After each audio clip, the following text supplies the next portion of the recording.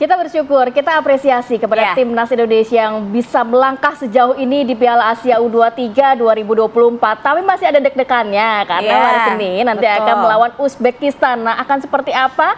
Kita akan membahas langsung dari kacamata redaksi TV One. Sudah hadir di studio Bang Lalumara Satria Wangsa, pimpinan redaksi TV One. Selamat pagi, selamat pagi, Bang.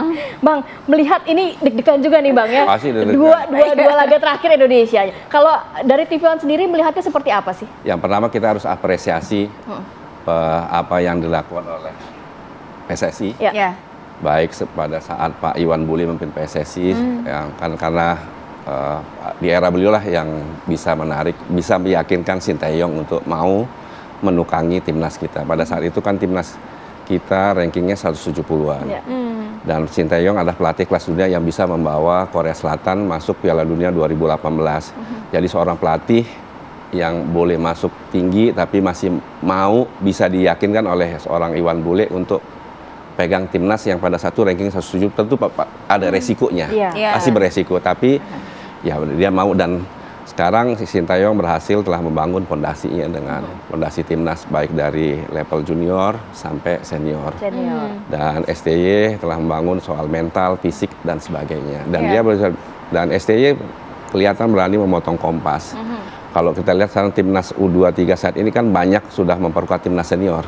Justru salah satu keuntungan kita tampil di U23 ini karena pemain-pemain kita sudah terbiasa bermain di timnas senior. Jadi kendala tekanan psikologis itu hampir minim lah gitu. Sehingga kita lihat bisa apa yang dilakukan oleh pemain-pemain kita baik dalam tekanan pun cepat recovernya, gitu. Karena mereka sudah terbiasa untuk itu. Kalau Bang Mara melihat catatan redaksi gitu, karena ini kan sepak bola juga permainan game mental begitu Bang. Nah, kedekatan STY dengan skuad Garuda seperti apa? Karena dikatakan locker room itu juga nyaman. Kalau kita lihat bahwa bagaimana respect pemain kepada STY itu kan kelihatan dari ruang ganti, dan bagaimana ruang ganti itu di bawah kontrol STY. Jadi itu harus diakui gitu. Bagaimana sebagai pelatih dia mengontrol dan semua pemain ikut apa yang dia inginkan. Dan kalau kita lihat sekarang bagaimana football knowledge, pengetahuan sepak bola pemain kita kan itu meningkat tajam di bawah STY. Pemain saat ini tahu apa yang mereka mesti lakukan pada saat tim dalam keadaan tertekan, pasti kan semua mundur. Dan pada saat menyerang kan kelihatan mereka pada naik. Jadi kelihatan polanya gitu, transisinya bagus, dan itu kan faktor pelatih, gitu. Jadi kita juga bisa menafikan faktor pelatih. Betul bahwa ada faktor klub juga ada, semua orang berperan di sini. Klub berperan dalam segi pembinaannya, dan ya PSSI, pemerintah juga dalam hal ini Pak Jokowi kan bisa mempercepat proses naturalisasi itu kan harus diakui DPR. Jadi semua pihak mensupport soal ini. Inilah satu kesatuan kita membuat timnas ini seperti ini. Bang Mara, tapi kalau melihat sebenarnya di tengah mungkin banyak support untuk STY dan juga timnas Indonesia, ada juga kritikan, salah satunya seperti Bung Toel begitu ya. Ini nampaknya juga cukup juga membuat STY dan juga timnas Indonesia justru mampu menunjukkan prestasinya yang luar biasa kali ini, Bang. Ya, tanpa kritikan pun memang kalau lihat apa yang dilakukan STY kan juga baik. Bahwa kritikan perlu ya, tapi tidak perlu personal ya. Kalau lihat kritikan masih ini aja, masih normal saja. Tapi ya pandangannya kan jadi bisa juga beda karena masing-masing tafsir kan bisa beda. Jadi kita perbedaan pendapat menurut redaksi ya harus kita terima gitu. Demokrasi di situ begitu ya, Bang ya.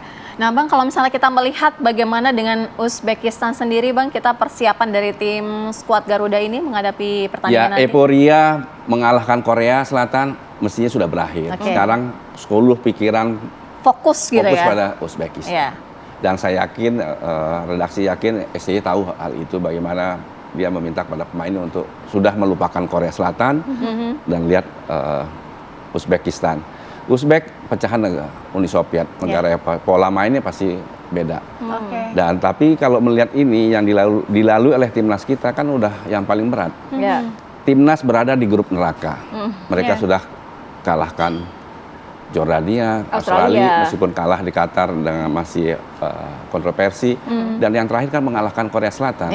Jadi hal yang paling berat mereka sudah lakuin. Nah, sekarang sudah terlewati. Udah lewat, tidak ada takutnya pasti. Dan saya yakin, redaksi yakin STY bisa membangkitkan itu. Dan soal taktik dan strategi yang seperti yang kami sampaikan, kita redaksi dulu, STY adalah masternya soal taktik dan strategi. Kenapa Korea kalah? Karena tidak ada satupun pelatih di dunia ini yang tahu Korea Selatan. Ya cuma STY.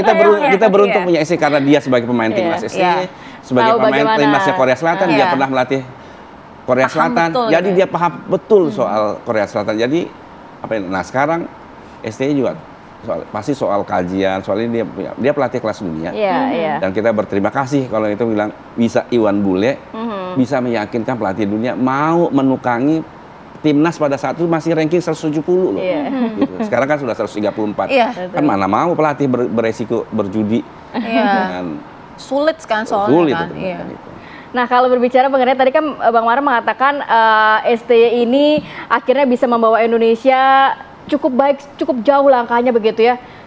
Dibandingkan Indonesia saat STY memegang di ranking 170-an. Tapi kalau dari memang kita tahu ada perbedaan pendapat dari masyarakat. Sebenarnya apa yang harus dipahami sih oleh masyarakat kita? Ya kalau bermain bola kadang ada menang, ada kalah, kadang ada persepsi yang beda, ada yang persepsi yang juga sama begitu, Bang. Ya itu kita harus terima apapun situasinya. Kalau kita mencintai sebuah tim atau apalagi timnas, ya kalah menang ya kita harus tetap mencintainya. Dan nampaknya juga Indonesia tadi sudah melewati babak yang cukup fase berat. Nampaknya sekarang bisa lebih santai ya, lebih lega lagi ya Bang ya. Lebih rileks. Karena apa? Timnas Indonesia ini kan pertama dipandang sebagai tim underdog. Tim underdog tuh paling enak, tidak ada beban. Tidak ada beban, kalah biasa, menang luar biasa, aja. Mendapat prestasi dan juga sejarah ya. Tapi kalau misal melihat skuad Garuda ini nanti akan seperti apa nih mentalnya, Bang? Karena kita tahu Uzbekistan itu kan melihat kalau mental, redaksi yakin STY sudah luar biasa. Sudah luar biasa. Mental pemain kalau lihat lawan Korea Selatan dengan tekanan demi gambar adu penalti, mereka bisa laluin kok.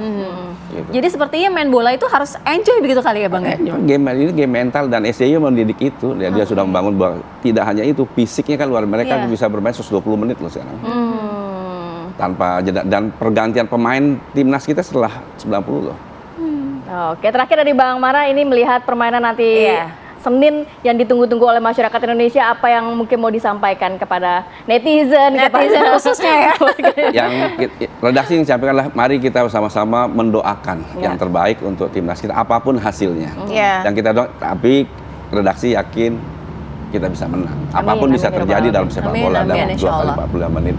Nah, soal teknisnya nanti kan abis ini kan redaksi mengundang Pak Rahim Sukasa sebagai badan tim nasional, ada jurnalis senior yang pernah meliput Piala Dunia, Pak Hardi Menkoto. Dan biarlah kedua orang ini yang membahas soal taktik dan strategi. Siap, Bang. Baik, terima kasih banyak. Terima kasih, Bang. Sehat selalu. Oke, kita nggak nyampe di sini aja untuk membahas bagaimana nantinya persiapan dari Indonesia, kemudian juga membedah satu persatu keunggulan dari tim Indonesia dan juga mungkin apa yang bisa diantisipasi dari tim Nas Uzbekistan. Kekuatan Indonesia akan seperti apa ya di Senin malam, kita akan hadirkan usai jeda. Tetaplah bersama kami di Apa Kabar Indonesia Pagi.